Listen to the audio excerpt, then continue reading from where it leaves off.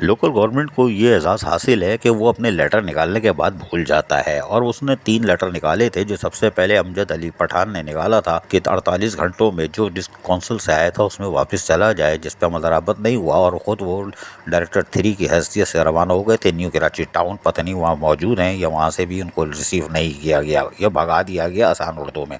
लेकिन बहरहाल Zakir Hussain रिदान regional director शहीद बेनज़ीराबाद, उन्होंने एक ख़त लिखा सेक्रेटरी यानी सेक्शन ऑफिसर को, लोकल गवर्नमेंट को और डायरेक्टर 3 को, और उनसे पूछा है कि वो नोटिफिकेशन ऐसा जारी कर दिया जाए या बता दिया जाए कि कौन सा मुलाजमिन यानी कौंसल से जाएगा और किस सन से जाएगा, कोई चीज़ मेंशन कर दी जाए।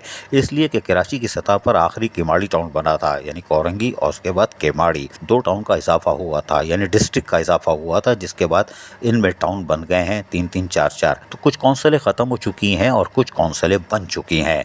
तो वो जो बन चुकी है उनमें तो चलो सही है, लेकिन जो ख़त्म हो चुकी है उनके मुलाजमीन कैसे पेरेंट डिपार्टमेंट में जाएंगे, यानी कि अब हम जो पाया जाता है उसको ख़त्म किया जाए।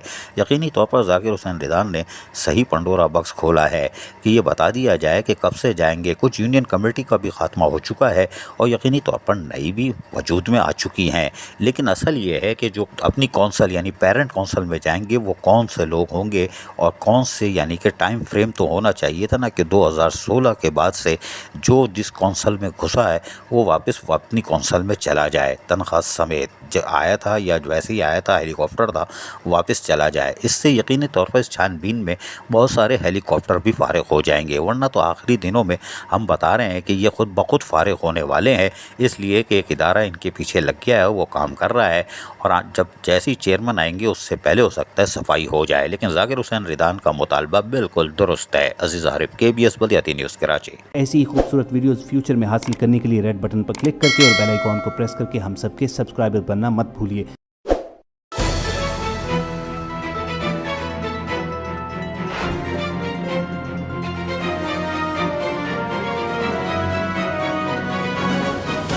KBS बल्दियाती न्यूज़।